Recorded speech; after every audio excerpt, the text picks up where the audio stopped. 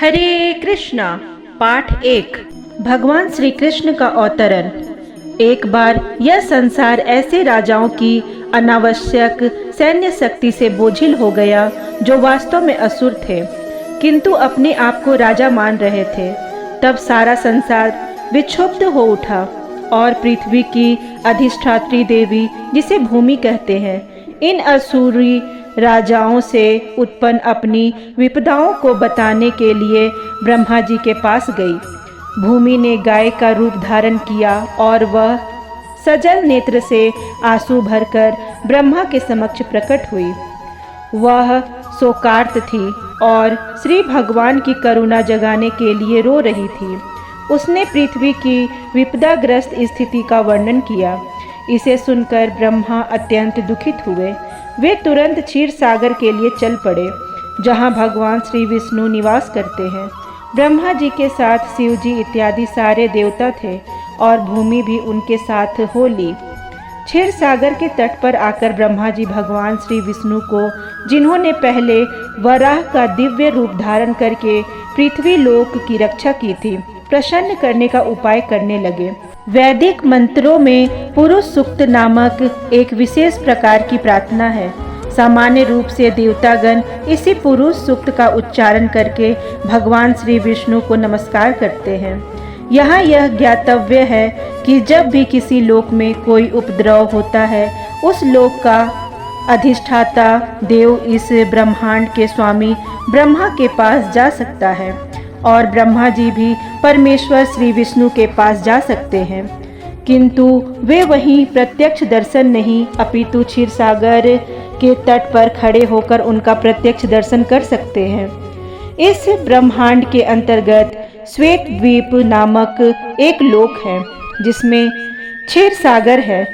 विविध वैदिक वाङ्मय से ज्ञात होता है कि जिस प्रकार इस लोक में लवण सागर है, उसी प्रकार अन्य लोकों में भी अनेक प्रकार के तरल सागर हैं। कहीं क्षीर सागर है तो कहीं तेल सागर और कहीं सुरा सागर तथा अन्य तरलों के सागर हैं। पुरुष सूक्त ही वह आदर्श प्रार्थना स्तुति है जिसे देवतागण क्षीरोदक साई श्री भगवान को प्रसन्न करने के लिए पढ़ते हैं। क्षीर सागर में शयन करने के कारण वे क्षीरोदक साई श्री विष्णु कहलाए। वे ही श्री भगवान हैं, जिनसे इस ब्रह्मांड के समस्त अवतार प्रकट होते हैं। जब सभी देवताओं ने श्री भगवान की स्तुति पुरुष सूक्त द्वारा कर ली तो उन्हें प्रकट रूप से उत्तर नहीं मिला। अतः ब्रह्मा जी स्वयं ध्यान करने में लग गए और तब भगवान श्री विष्णु ने उन्हें एक संदेश भेजा। ब्रह्मा ने इस संदेश को देवताओं तक प्रेषित कर दिया। वैदिक ज्ञान प्राप्त करने की यही विधि है। यह वैदिक ज्ञान सर्वप्रथम श्री भगवान ने ब्रह्मा को हृदय के माध्यम से प्राप्त होता है, जैसा कि श्रीमद् भागवतम के प्रारंभ में कहा गया है, तेने ब्रह्म हृदयाय आदि कव्ये। वेदों का दिव्य ज्ञान हृदय के द्वारा ब्रह्मा तक प्रेषित हुआ। उसी प्रकार यहाँ भी केवल ब्रह्मा ही भगवान श्री विष्णु द्वारा प्रेषित संदेश को समझ पाए और उन्होंने तुरंत कार्यवाही के लिए देवताओं को प्रसारित कर दिया।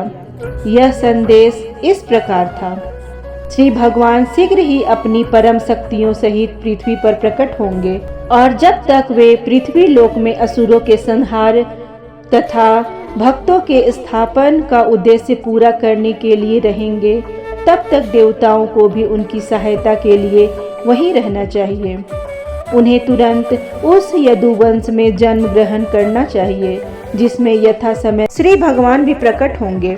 भगवान श्री कृष्ण स्वयं वसुदेव के पुत्र के रूप में प्रकट होंगे। उनके प्रकट होने के पूर्व सारे देवताओं को अपनी अपनी पत्नियों सहित संसार भर के विभिन्न पवित्र परिवारों में श्री भगवान को उनके कार्य में सहायता पहुंचाने के लिए प्रकट होना चाहिए। यहाँ पर तत्प्रियार्थम शब्द अत्यंत उपयुक्त है, जिसका अर्थ है कि देवताओं को चाहिए कि भगवान को प्रसन्न करने के लिए इस पृथ्वी पर प्रकट हों। दूसरे शब्दों में कोई भी जीव जो भगवान को प्रसन्न करने के लिए ही जीवित रहता है, वह देवता है। देवताओं को यह जानकारी भी दी गई है कि भगवान श्री कृष्ण के अवतार के पूर्व पृथ्वी पर भगवान श्री कृष्ण का पूर्ण अंश अनंत प्रकट होगा, जो अपने लाखों फनों से ब्रह्मांडों को धारण किए हुए हैं।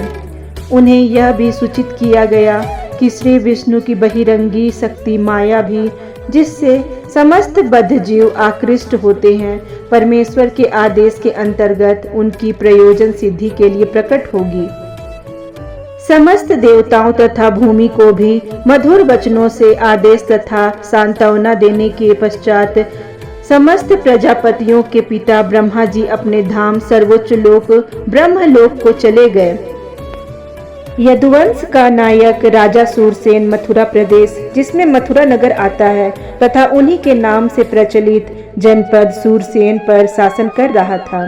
राजा सूरसेन के शासन के कारण मथुरा नगरी समस्त यदु राजाओं की राजधानी बन गई। मथुरा इसलिए भी राजधानी बनी क्योंकि यदुओं का परिवार अत्यंत पवित्र था और वे जानते थे कि मथुरा ही ऐसा स्थान है जहां द्वारका के ही समान भगवान श्री कृष्ण का नित्य वास रहता है।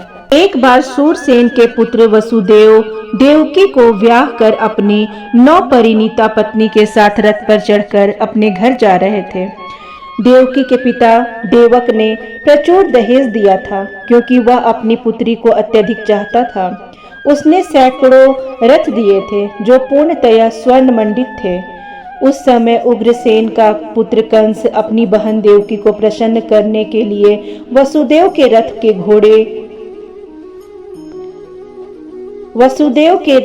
के घोड़ों की रास स्वेच्छा से अपने हाथ में लेकर हाँकने लगा था।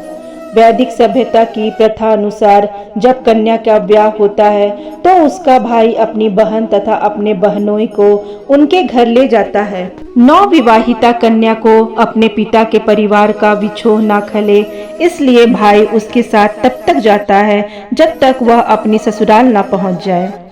देवक ने जो पूरा दहेज दिया था वह इस प्रकार था: स्वर्ण हारों से मंडित 400 हाथी, 15,000 सुसज्जित घोड़े तथा 1800 रथ। उसने अपनी पुत्री के साथ जाने के लिए 200 सुंदर बालिकाएं भी भेजने की व्यवस्था की थी।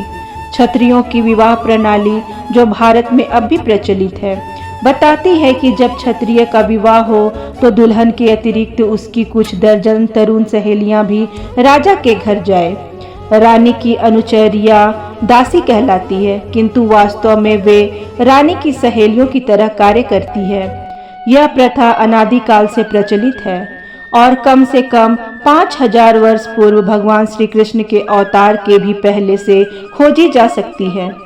इस प्रकार वसुदेव अपनी पत्नी देवकी के साथ 200 सुंदर कन्याएं भी लेते आए। जब दूल्हा तथा दुल्हन रथ में जा रहे थे तो इस शुभ मुहूर्त की जानकारी देने के लिए अनेक प्रकार के बाजे बज रहे थे।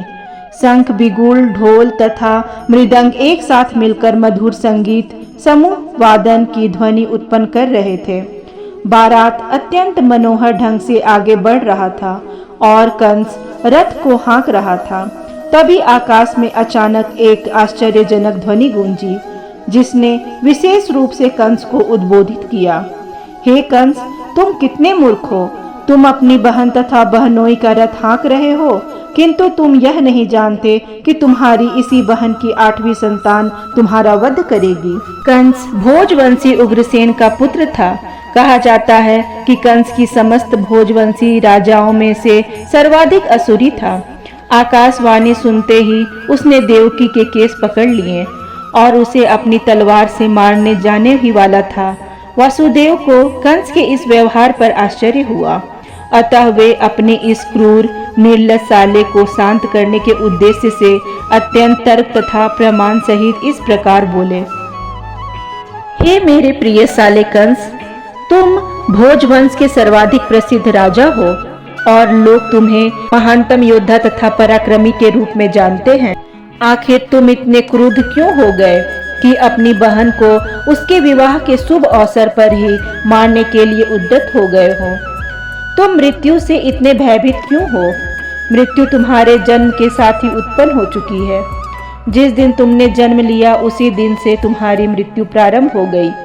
मान लो कि तुम 25 वर्ष के हो तो इसका अर्थ यह हुआ कि तुम पहले 25 वर्ष मर चुके हो। तुम हर पल हर क्षण मर रहे हो, तो फिर मृत्यु से इतना क्यों डर रहे हो? अंततः मृत्यु अवश्यंभावी है। तुम चाहे आज मरो या 100 वर्ष बाद, तुम मृत्यु से बच नहीं सकते। तुम्हें मृत्यु से इतना क्यों डरना चाहिए? वस्तुतः मृत्यु का अर्थ है इस वर्तमान शरीर का विनाश। जैसे ही यह वर्तमान शरीर कार्य करना बंद कर देता है और भौतिक प्रकृति के पंच तत्वों में मिल जाता है, तो शरीर के भीतर का आत्मा शरीर के वर्तमान कर्मों तथा उनके फल के अनुसार दूसरा शरीर ग्रहण करता है।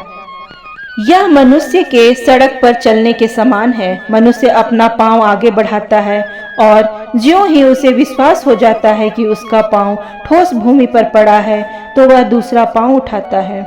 इसी प्रकार यह शरीर भी एक के बाद दूसरा शरीर बदलता रहता है और आत्मा देहांतर करता रहता है।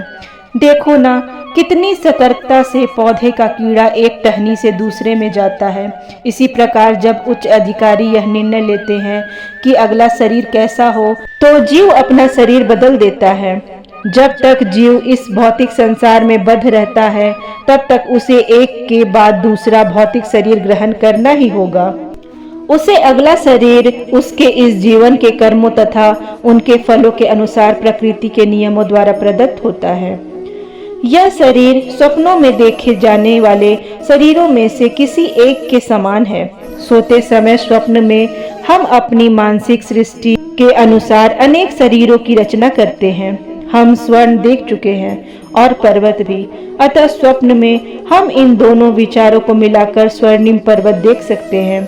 कभी कभी सपने में हम अपने शरीर को उड़ता हुआ देखते हैं और उस समय हम अपने वर्तमान शरीर को बिल्कुल भूल जाते हैं।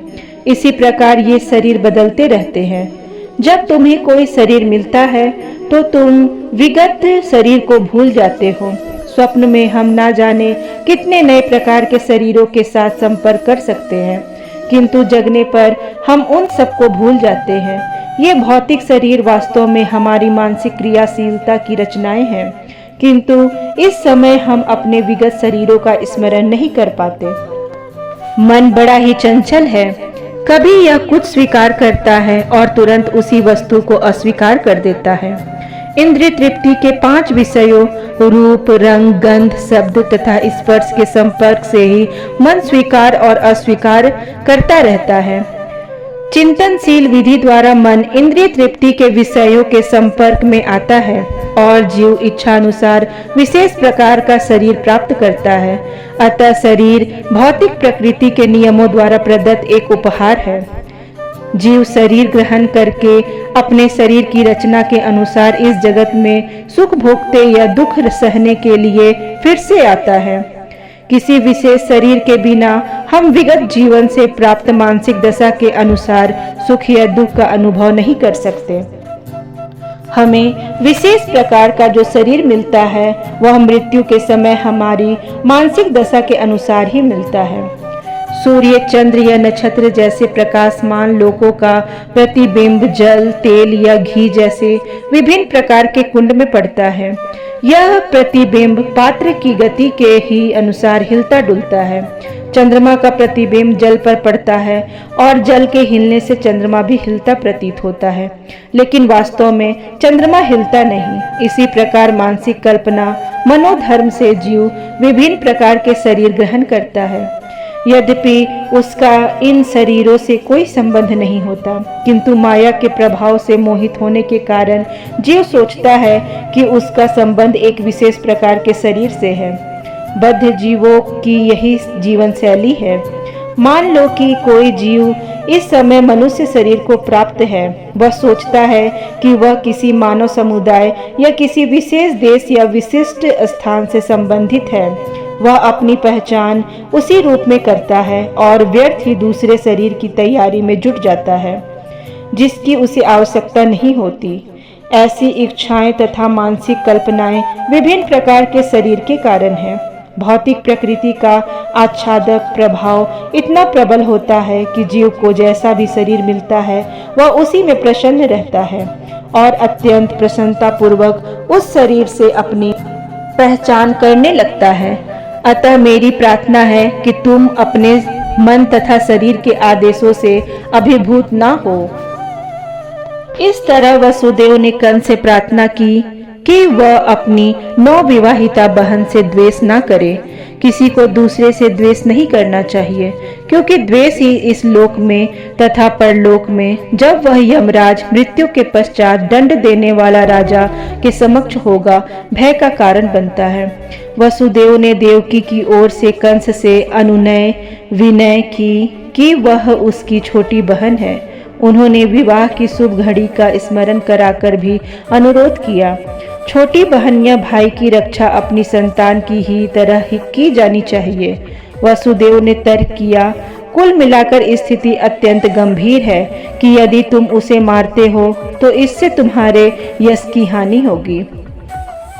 इस प्रकार वसुदेव ने सदुपदेश द्वारा तथा दार्शनिक तर्क वितर्क द्वारा कंस को शांत करने का प्रयास किया, किंतु वह शांत नहीं हुआ, क्योंकि उसकी संगति असुरों से थी। अपनी आसुरी संगति के कारण राजसी उच्च कुल में जन्म लेकर भी वह असुर बना रहा। असुर कभी किसी सदुपदेश की परवाह नहीं करता। वह प्रतिबद्ध चोर की तरह होता है। भले ही कोई कितना ही नैतिक उपदेश क्यों ना दे, उस पर कोई प्रभाव नहीं पड़ता। इस प्रकार जो लोग स्वभाव से आसुरी या नास्तिक होते हैं, वे मुश्किल से किसी सदुपदेश को ग्रहण करते हैं, चाहे उपदेश कितना ही प्रामाणिक क्यों ना हो। देवता में तथा असुर में यही अंतर है।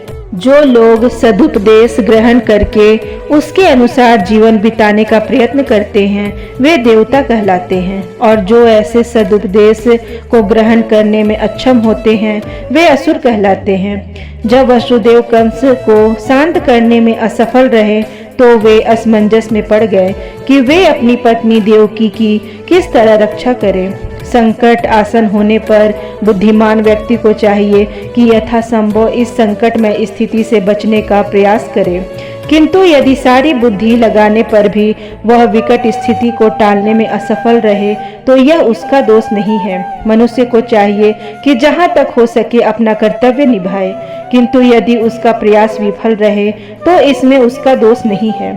वसुदेव अपनी पत्नी के विषय में इस तरह सोचने लगे, इस समय तो मैं देवकी के प्राणों की रक्षा करूंगा, तत्पश्चात यदि हमारी संतानें हुई तो उन्हें बचाने का उपाय सोचूंगा। उन्होंने आगे सोचा, यदि भविष्य में मेरे कोई संतान होती है जो कंस को मार सके, जैसा कि कंस सोचता है, तो देवकी तथा वह संतान दोनों ही बच जाएंगे, क्योंकि विधि का विधान अचिंत्य है। किंतु इस समय तो किसी तरह मुझे देवकी के प्राणों की रक्षा करनी ही है। इसका कोई निश्चितता नहीं है कि जीव किस तरह किसी विशेष प्रकार के शरीर से संपर्क करता है। ठीक वैसे ही जैसे कि दहकती अग्नि का कोई निश्चितता नहीं कि जंगल में वह किस प्रकार एक विशेष प्रकार के काष्ठ के संपर्क में आती है। जब जंगल में अग्नि दावाग्नि लगती है, तो यह देखा जाता है कि दहकती अग्नि वायु के प्रभाव से एक वृक्ष को फलांग कर दूसरे की चपेट में ले लेती है। इसी तरह जीव अपने कर्तव्यों का पालन करने में चाहे कितना ही सतर्क क्यों न रहे, तो भी उसके लिए यह जान पाना अत्यंत कठिन होता है कि अगले जीवन में उसे कैसा शरीर प्राप्त होने वाला है। महाराज भरत आत्म साक्षात्कार संबंधी अपना कर्तव्य अत्यंत श्रद्धा पूर्वक निभा रहे थे, किंतु संयोगवश उन्हें एक मृग के प्रति अचिरस्थायी अनुराग उत्पन्न हो गया, जिससे उन्हें अगले जन्म में मृग का शरीर धारण करना पड़ा। अपनी पत्नी की रक्षा का उपाय सोचकर वसुदेव अत्यंत पापी कंस से ससम्मान बोले। यद्यपि कंस सर्वाधिक पापी था। कभी कभी ऐसा होता है कि वसुदेव जैसे पुरुष को कंस जैसे परम पापी व्यक्ति की चाटुकारिता करनी पड़ती है। कूटनीतिक व्यापार ऐसे ही चलता है। यद्यपि वसुदेव अत्यधिक खिन्न थे, किंतु ऊपर से वे मुस्कुराने लगे। कंस अति निर्दय था, इसलिए उन्होंने इस निर्लज को इस प्रकार संबोधित किया, हे मेरे प्रिय कंस, तुम यह मान लो कि तुम्हें अपनी बहन से कोई खतरा नहीं है। तुम्हें खतरे की आशंका इसलिए है क्योंकि तुमने आकाशवाणी सुनी है, किंतु यह खतरा तो तुम्हारी बहन के पुत्रों से आना है। जो इस समय यहाँ उपस्थित नहीं है, और कौन जानता है कि भविष्य में पुत्र हो या नहीं। इस विचार से तुम अभी सुरक्षित हो, ना ही तुम्हें अपनी बहन से डरने का कोई कारण है। यदि उसके पुत्र उत्पन्न होते हैं तो मैं वचन देता हूँ कि मैं उन सबों को लाकर आवश्यक कार्यवाही के लिए तुम्हारे समक्ष प्रस्तुत करता रहूंगा। कंस वसुदेव के वचनों के महत्व को जानता था और वह उनके तर्क से आश्वस्त हो गया। फलतः उस समय वह अपनी बहन के जघन्य वध से विरत हो गया। इस प्रकार वसुदेव प्रसन्न हुए और उन्होंने कंस के निर्णय की प्रशंसा की तथा अपने घर लौट आए। तत्पश्चात देवकी के प्रति वर्ष एक संतान हुई। समय आने पर वसुदेव तथा देवकी ने 8 पुत्रों तथा एक कन्या को जन्म दिया। जब पहला पुत्र उत्पन्न हुआ तो वसुदेव अपने वचन के अनुसार उसे कंस के पास तुरंत ले आए। कहा जाता है कि वसुदेव अपने वचन के लिए अत्यंत विख्यात थे और वे अपना यश बनाए रखना चाहते थे। यद्यपि नवजात पुत्र को कंस के हाथों में सौंपना वसुदेव के लिए अत्यंत कष्टप्रद था, किंतु इससे कंस अत्यंत प्रसन्न हुआ। वह वसुदेव के आचरण से कुछ दयाद्र हो उठा। यह अत्यंत आदर्श घटना है। वसुदेव जैसे महात्मा के लिए अपना कर्तव्य पालन करते हुए कुछ भी कष्ट नहीं होता। वसुदेव जैसा विद्वान पुरुष बिना हिचक के अपना कर्तव्य पालन करता है। इसके विपरीत कंस जैसा असुर कोई भी घृणित कर्म करने में कभी हिचकता नहीं। इसलिए कहा जाता है कि साधु पुरुष सभी प्रकार का कष्टमय जीवन सहन कर सकता है। विद्वान पुरुष अनुकूल परिस्थितियों की प्रतीक्षा किए बिना अपना कार्य कर सकता है। कंस जैसा निरंकुश व्यक्ति कोई भी पाप कर सकता है और एक भक्त श्री भगवान को प्रसन्न करने के लिए सब कुछ न्यौछावर कर सकता है। वसुदेव के व्यवहार से कंस संतुष्ट हो गया। वह यह देखकर आश्चर्यचकित था कि वसुदेव अपने वचन का पालन कर रहे थे, अतः उन पर दयालु तथा प्रसन्न होकर इस प्रकार बोलने लगा। मेरे प्रिय वसुदेव, इस पुत्र को मुझे भेंट करने की कोई आवश्यकता नहीं है। मुझे इस पुत्र से कोई खतरा नहीं है। मैंने सुना है कि तुम्हारा तथा देवकी का 8वां पुत्र मुझे मारेगा, तो फिर मुझे क्यों व्यर्थ ही इस पुत्र को स्वीकार करना चाहिए। तुम इसे वापस ले जा सकते हो। जब वसुदेव अपने प्रथम पुत्र को लेकर घर लौट रहे थे तो यद्यपि वे कंस के व्यवहार से प्रसन्न थे, तथापि उन्हें उन पर विश्वास नहीं हो रहा था, क्योंकि वे जानते थे कि कंस किसी के वश में नहीं है। एक नास्तिक पुरुष कभी भी अपने वचन का पक्का नहीं हो सकता। जो व्यक्ति अपनी इंद्रियों को वश में नहीं रख सकता, वह अपने संकल्प में किस प्रकार दृढ़ हो सकता है। महान राजनीतिज्ञ चाणक्य पंडित ने कहा है, कभी भी किसी कूटनीतिज्ञ या स्त्री पर विश्वास न करना। जो लोग अनियंत्रित इंद्रिय तृप्ति में आसक्त हैं, वे कभी भी सत्यनिष्ठ नहीं हो सकते, ना कभी उन पर विश्वास किया जा सकता है। उस समय कंस के पास महर्षि नारद आए। उनको जानकारी मिली कि कंस ने वासुदेव पर दयाद्र होकर पहले नवजात शिशु को लौटा दिया है। श्री नारद मुनि अत्यंत उत्सुक थे कि जितनी जल्दी हो सके भगवान श्री कृष्ण अवतार लें। अतः उन्होंने कंस को सूचित किया कि एक ओर वृंदावन में नंद महाराज जैसे महापुरुष तथा ग्वाल एवं ग्वालों की पत्नियां और दूसरी ओर वसुदेव, उनके पिता सूरसेन तथा यदुवंशी वृष्णिकुल में उत्पन्न उनके सारे संबंधी तथा उनके मित्र एवं शुभ चिंतक सभी वास्तव में देवता हैं। श्री नारद मुनि ने कंस को आगाह किया कि वह उन सब से सावधान रहे, क्योंकि कंस तथा उसके सारे मित्र एवं सलाह देने वाले सभी असुर थे। असुरगण सदैव देवताओं से भयभीत रहते हैं। इस प्रकार श्री नारद मुनि से विभिन्न परिवारों में देवताओं के प्रकट होने की जानकारी प्राप्त करके कंस तुरंत चौकन्ना हो गया। वह समझ गया कि चूंकि देवता अब प्रकट हो चुके हैं, अतः भगवान श्री विष्णु का भी शीघ्र ही आगमन होगा। उसने तुरंत अपने बहनोई वसुदेव तथा बहन देवकी को बंदी बना लिया और उन्हें कारागार में डाल दिया। वसुदेव तथा देवकी लोहे की साकले पहने कारागार में प्रतिवर्ष एक पुत्र को जन्म देते रहे और कंस प्रत्येक बालक को श्री विष्णु का अवतार समझकर एक एक करके मारता रहा।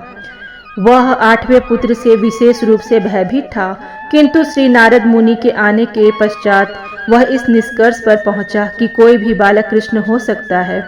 अतः वसुदेव तथा देवकी से उत्पन्न सभी संतानों को मारना ही श्रेयस्कर होगा। कंस के इस व्यवहार को समझ पाना बहुत कठिन नहीं है। संसार के इतिहास में ऐसे अनेक उदाहरण प्राप्त हैं जब राज परिवार के लोगों ने अपनी अभिलाषा की पूर्ति के लिए अपने पिता, भाई या सारे परिवार तथा मित्रों का वध किया है। इसमें कुछ भी आश्चर्य न था, क्योंकि आसुरी वृत्ति वाले राज परिवार के लोभी लोग अपनी नित्य अभिलाषाओं के लिए किसी का भी वध कर सकते हैं। श्री नारद मुनि की कृपा से कंस अपने पूर्व जन्म से अवगत हुआ। उसे पता चला कि वह पूर्व जन्म में कालनेमी नामक असुर था, जिसका वध श्री विष्णु द्वारा हुआ था। उसने भोज परिवार में जन्म लेकर यह निश्चय किया था कि वह यदुवंश का घोर शत्रु बनेगा। चूंकि श्री कृष्ण उसी परिवार में जन्म लेने जा रहे थे, अतः कंस अत्यधिक भयभीत था कि वह पूर्व जन्म की ही भांति श्री कृष्ण के हाथों मारा जाएगा। सर्वप्रथम उसने अपने पिता उग्रसेन को बंदी बना लिया, क्योंकि वह यदु, भोज तथा अंधक वंशों का प्रमुख राजा था। उसने वसुदेव के पिता सूरसेन के राज्य पर भी अधिकार जमा लिया और अपने आप को इन समस्त देशों का राजा घोषित कर दिया। इस प्रकार लीला पुरुषोत्तम भगवान श्री कृष्ण के अंतर्गत भगवान श्री कृष्ण का अवतार नामक प्रथम अध्याय के भक्ति वेदांत तात्पर्य पूर्ण हुए।